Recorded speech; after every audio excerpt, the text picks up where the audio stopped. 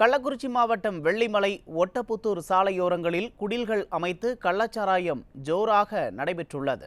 News J தொலைக்காட்சியின் கள ஆய்வில் தெரியவந்துள்ளது.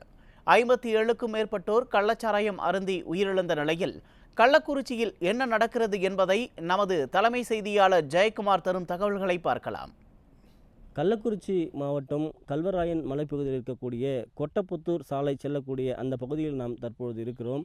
குறிப்பாக இந்த பகுதியில் கள்ளச்சாராயம் என்பது கொடிகட்டி பறந்து கொண்டிருக்கிறது. கொட்டகை அமைத்து கறி வரித்து ஒரு உண்டாட்டு நிகழ்த்துவது போல கள்ளச்சாராய விற்பனை படுஜோராக நடந்து கொண்டிருக்கிறது. லட்சக்கணக்கான அந்த பிளாஸ்டிக் அந்த கள்ளச்சாராய பாக்கெட்டுகளை குடித்துவிட்டு கீழே வீசி சென்றிருக்கிறார்கள். இந்த பகுதியில் அந்த வட்டாட்சியர் அலுவலகம் இருக்கிறது, அதேபோல காவல் நிலையம் இருக்கிறது.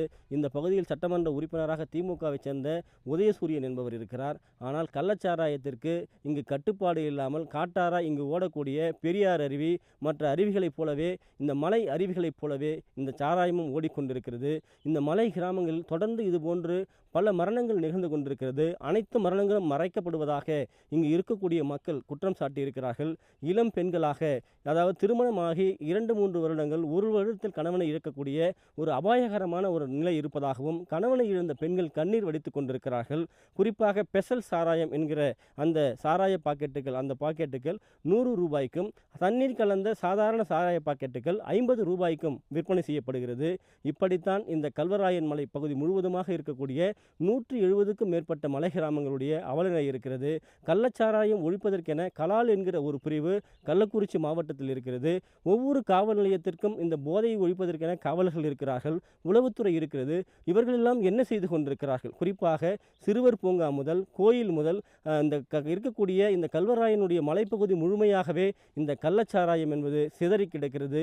ஆங்காங்கே விற்பனை என்பது அமோகமாக நடைபெறுகிறது. இன்றைக்கு கள்ளக்குறிச்சி மாவட்டம் கருணாபுரம், அதே போன்று மாதவச்சேரி, சேது சமுத்திரம் உள்ளிட்ட பல்வேறு பகுதிகளில் இருக்கக்கூடிய அந்த மக்கள் உயிரிழந்த பிறகும் கூட இந்த கள்ளச்சாராய விற்பனை என்பது தொடர்ந்து நடந்து கொண்டிருக்கிறது. 57 உயிர்களை வாரி கொடுத்த பிறகும் கூட இப்படிப்பட்ட ஒரு கள்ளச்சாராயம் என்பது தேவையா? அதன் மூலம் பணம் சம்பாதிக்க வேண்டுமா என்கிற ஒரு வேதனையை அந்த மக்கள் எழுப்பியிருக்கிறார்கள். இந்த கள்ளச்சாராயத்தை நிறுத்தாவிட்டால் தொடர்ந்து இங்கு இறப்புகளுடைய எண்ணிக்கையும் அதிகரித்து கொண்டே இருக்கும்.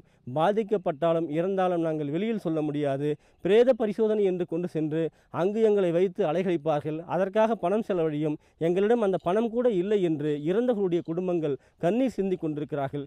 இன்று காலை வெள்ளிமலையில் பார்க்கிற பொழுது அந்த மணி என்கிற இளைஞர் 33 வயது வீட்டிலேயே இறந்து கிடந்திருக்கிறார்.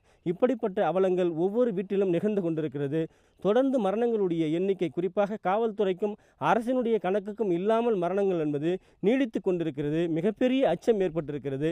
எதிர்கால தமிழகம் எங்கே சென்று கொண்டிருக்கிறது என்கிற கேள்வியோடு இந்த மக்கள் கண்ணீர் சிந்தி கொண்டிருக்கிறார்கள். நியூஸ் ஜே செய்திகளுக்காக ஒளிப்பதிவாளர் யோசுப்புடன் ஜெயக்குமார்.